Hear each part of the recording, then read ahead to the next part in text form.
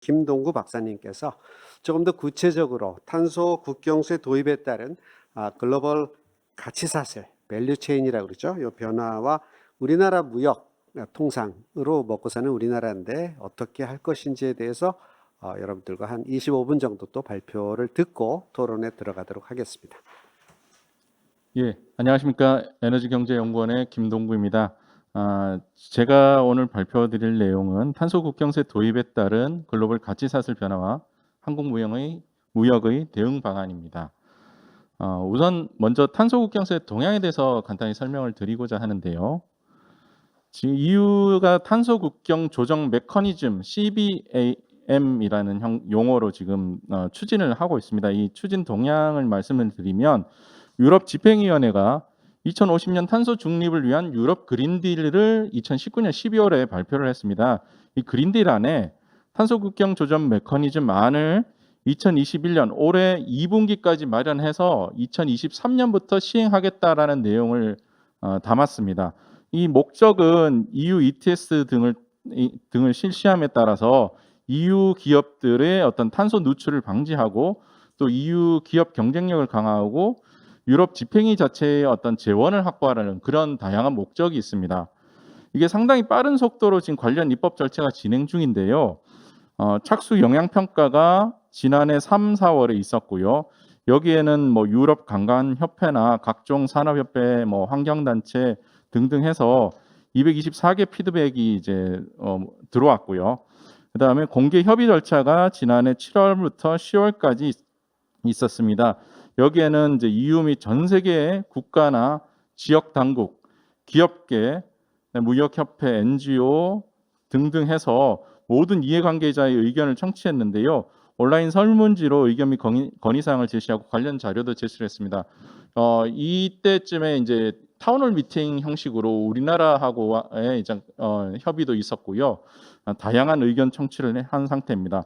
근데 이게 채택이 상당히 임박한 거 아닌가라는 지금 예상을 하고 있는데, 왜냐하면 유럽 집행위원회 웹사이트에 보면은 원래 당초에 올 1월 초까지만 해도 탄소 국경 조정안 채택이 올해 2분기로 표시가 돼 있었거든요. 지금 아래 좌측 화면에 보시면 올해 2분기까지 계획돼 있다라고 돼 있었는데 지금 올해 2월 초에 제가 다시 접속을 해보니까 동향을 확인하기 위해서 접속을 해보니까 이게 1분기로 변경이 돼 있어요. 그러니까 앞당겨진 거죠. 그러니까 1분기면 당장 3월 안까지 안이 공개가 될 가능성이 큰 거죠. 그래서 채택이 임박한 거 아닌가라는 그런 예상을 할 수가 있고요. 그러면 이 탄소 국경 조정안이 EU는 어떤 형태로 채택을 할 건가? 크게 이제 한 뭐 3가지 정도 유형을 예상을 할 수 있습니다. 뭐 일반적으로 가장 많이 논의되는 수입품에 대한 탄소 국경세 형태가 있습니다. 요거는 이제 탄소 집약적인 수입품 그 품목에 대한 관세를 부과하는 거고요. 이 뭐 유럽 내 철강 협회랄지 시멘트 협회랄지 이런 해당 EU 기업들은 이 안 자체를 대체로 환영하고 있습니다.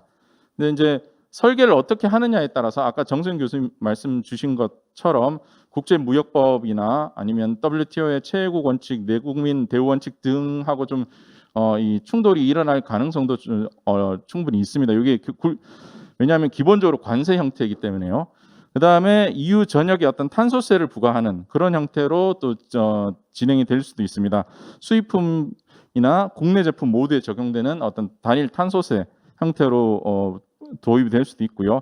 이거는 이제 좀 문제는 세금이 신설되는 것 자체가 EU 회원국들 사이에 굉장히 반발하는 경우가 좀 있거든요. 또 EU 기업들도 반발이 심할 수가 있고요. 또 마지막 한 가지 방안은 ETS를 좀 확장하는 방법. 그러니까 지금 현재로는 EU ETS는 EU 내 기업들에 대해서 부과가 되는데 이걸 수입 업체의 수입량에도 이제 부과를 하는 그런 형태가 되고, 이 안은 과거 프랑스가 2차례 비공식 초안을 제안한 적도 있었습니다. 현실적으로는 이제 탄소 국경세 형태, 관세 형태로 부과될 가능성이 가장 크다고 지금 예상이 되고 있고요. 글로벌 가치사슬 변화가 어떻게 될 건가를 보면 일단은 관세의 형태이기 때문에 관세에 대한 경제학적인 기본적인 설명을 먼저 드리면, 관세는 이제 가장 오래된 무역 정책이자 정부 수입의 전통적인 원천이라고 할 수 있습니다. 이 관세를 부과하게 되면 상대 가격의 변화를 유발하고요. 무역의 이득을 저해해서 경제학적으로는 비효율적이라고 평가를 합니다. 다만 이제 관세 수입, 즉 정부의 조세 증대하고 그다음에 소득 재분배 효과, 예를 들면 그 자국 내의 특정 산업을 보호할 수 있다라는 이러한 어떤 경제적인 영향을 발휘하게 됩니다. 관세 같은 경우에 부과를 하게 되면 국내 시장의 가격은 올라가고요. 외국 시장의 가격은 그 제품의 가격은 인하되는 그런 효과가 있습니다. 그리고 관세의 어떤 경제적인 후색 효과는 관세 부과국이 외국의 수출 가격을 인하시킬 수 있는 그런 능력, 즉 뭐 협상력이라고 할까요? 그거에 달려 있는데 지금 이 탄소 국경세를 도입하려고 하는 EU 같은 경우는 이제 경제 규모도 워낙 크고 하니까 충분한 그런 협상력이 있다라고 판단이 되고 그래서 만약에 도입됐을 경우에는 상당한 이제 국제 시장, 국제 무역에서의 파급 효과는 꽤 클 거라고 이제 예상이 됩니다. 그러면 탄소 국경세가 어떤 업종을 대상으로 할 건가? 지금 주요 대상 업종으로는 철강, 시멘트, 화학 등 기초 소재 산업이 유력하다라고 예상이 됩니다. 이런 업종들은 제품 생산 과정에서 에너지 사용량 그리고 온실가스 배출량이 많은 대표 업종들이고요. 동시에 또 탄소 누출 위험으로 EU ETS에서 배출권 무상 할당 혜택을 받는 업종이기도 합니다. 이러한 이제 예상을 뒷받침하듯이 작년 10월에 디데릭 삼솜 EU 집행위 기후 내각 수장은 탄소 국경 조정의 핵심 부문은 철강, 시멘트, 전력이며 이는 추후에 알루미늄, 비료, 화학 제품으로 확장될 것이라고 발언을 했습니다. 그러니까 철강, 시멘트, 전력이 제일 핵심적인 부문이라고 발언을 했는데 이게 추후에 계속 확장될 가능성이 있다라는 발언은 저는 굉장히 주목을 하고 있습니다. 이 철강, 시멘트, 전력 중에 전력은 우리나라가 만들어서 EU까지 보낼 일은 없고요. 시멘트 같은 경우에는 수출 실적이 거의 전무하다시피 합니다. 뭐 거의 없는 상태고요. 철강은 상당히 이제 우리가 EU에 수출을 많이 하고 있는데요. 실제 수출 실적을 보면 2019년에 대EU 철강 수출이 29억 6,504만 달러입니다. 그러니까 우리나라 철강 수출 총액의 12.8%에 해당되고 중국에 이어서 대EU 수출이 2위에 해당됩니다. 그러니까 철강 수출은 우리나라가 상당히 많다라고 평가를 할 수 있고요.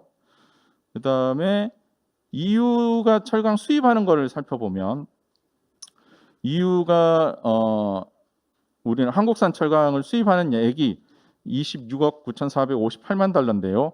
이게 EU가 연간 철강 수입하는 총액의 8.7%에 해당하고 5위를 기록하고 있습니다. EU는 이제 순서대로 보시면 러시아산 철강을 상당히 많이 수입했었고요. 2019년에는 이때 조금 특이했는데 보통은 중국이 비중이 상당히 높은데 그 해에는 2019년에 중국산 철강 수입 비중이 좀 낮았고요.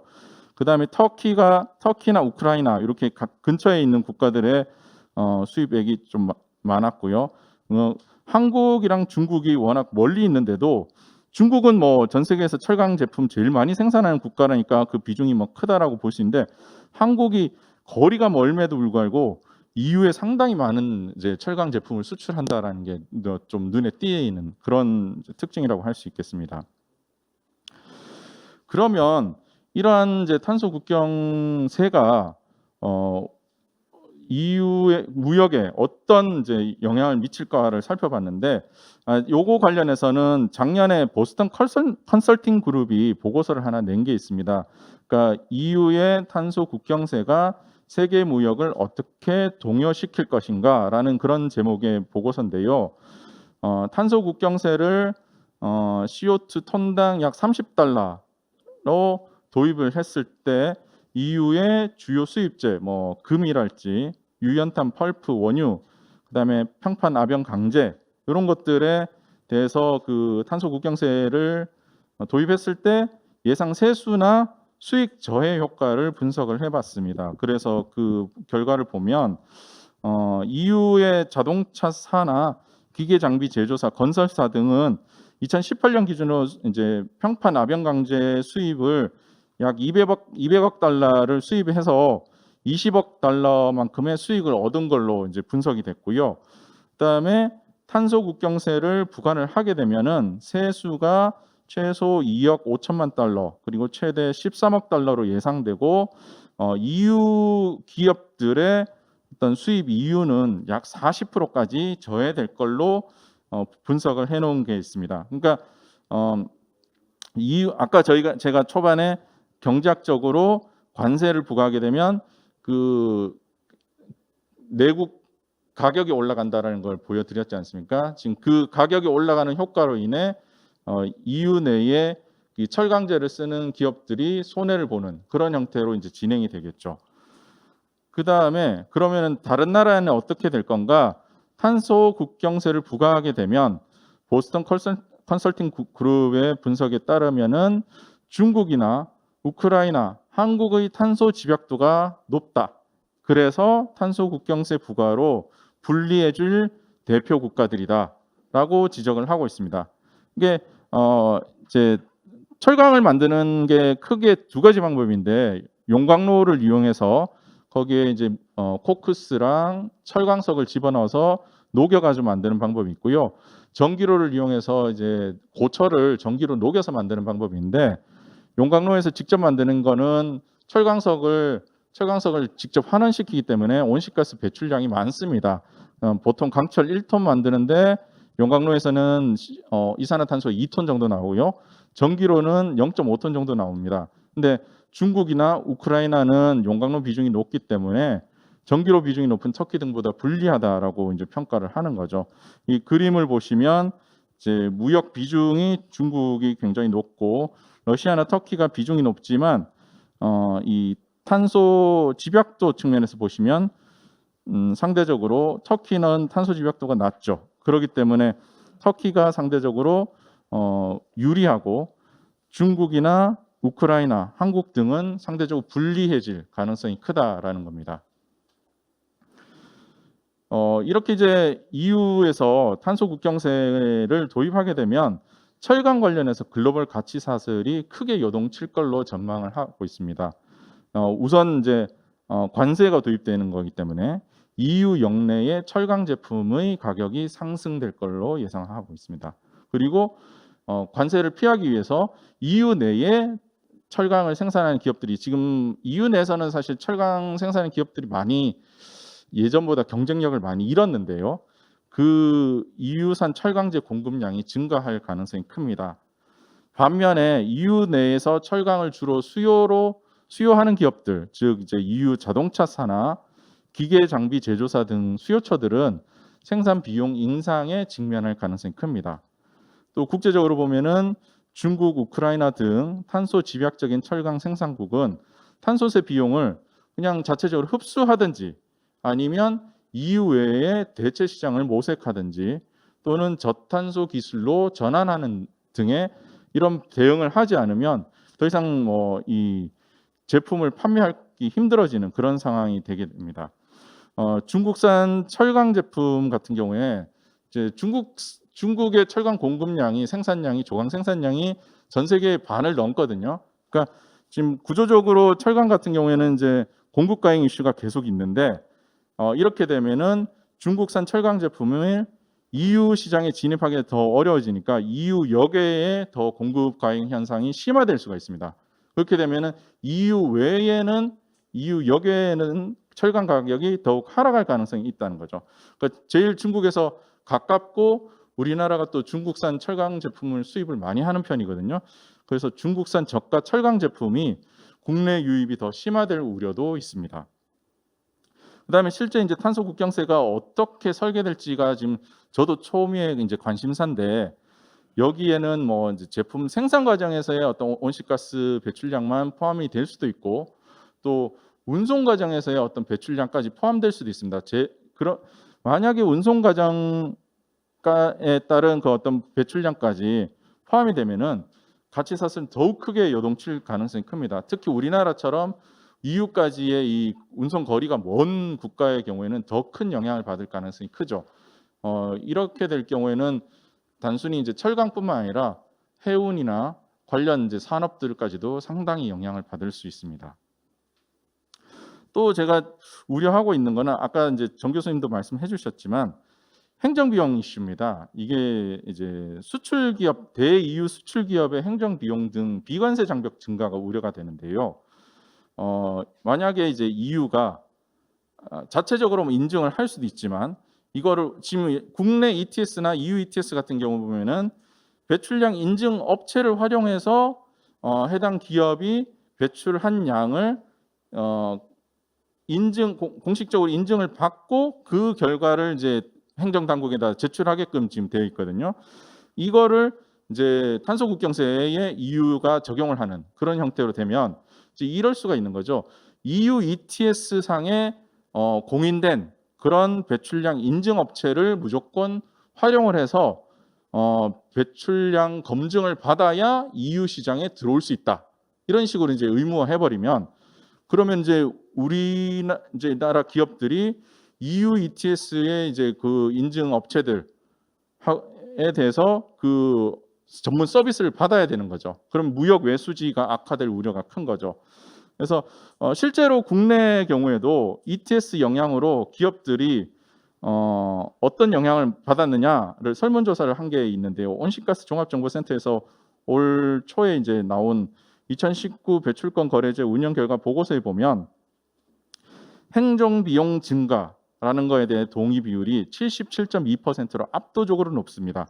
뭐 다른 부분들도 있긴 하지만 내부 행정 비용이 증가했다라는 부분이 굉장히 큽니다. 그러니까 이게 관세 자체도 이제 이슈가 되겠지만 관세를 어느 정도 회피할 수단들이 좀 있거든요. 글로벌 밸류 체인을 가치 사슬을 좀 우회한다든지 예를 들면 뭐 터키처럼 EU가 아닌 곳에 가공 센터를 만들어서 우리나라 철강을 터키에다가 수출하고 터키에서 1차 가공한 뒤에 EU로 넘기는 뭐 이런 형태로 우회를 할 수가 있는데 행정 비용 같은 경우는 우회가 쉽지 않을 수도 있는 거죠. 이런 경우는 이거 자체 존재 자체로 우리나라 기업들이 수출에 상당한 어려움을 겪을 수도 있겠다라는 예상을 해봤습니다.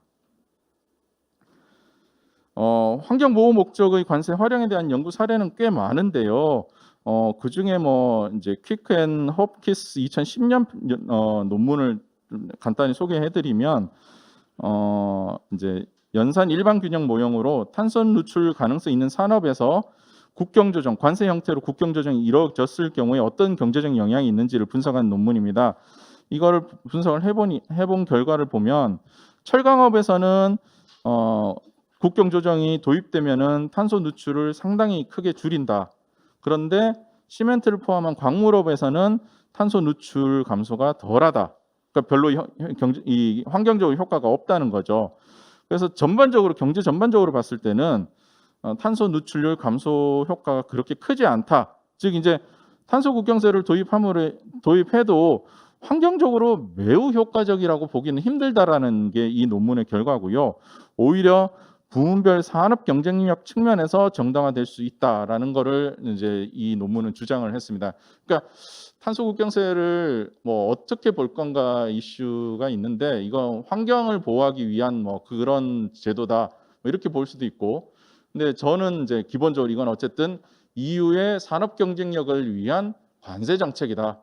그리고 EU가 유럽 집행위 자체가 세수를 확보하기 위한 그런 목적이다라고 저는 보고 있고요. 그러면 우리나라 무역은 어떻게 대응을 해야 되는가? 우선은 탄소 집약도하고 수출 의존도가 높은 기업들은 EU가 탄소 국경세를 도입하게 되면은 중대한 도전에 이제 직면할 가능성이 큽니다. 이게 아까 중국이나 뭐 우크라이나 철강사들에 대해서도 이제 보스턴 컨설팅 그룹이 지적했듯이 비용을 스스로 그냥 흡수하거나 아니면 이제 그 글로벌 가치 사슬을 변경을 해가지고 우회를 하거나 예를 들면 뭐 이런 거 있을 수 있죠. 지금 현재는 국내 철강사들이 석탄을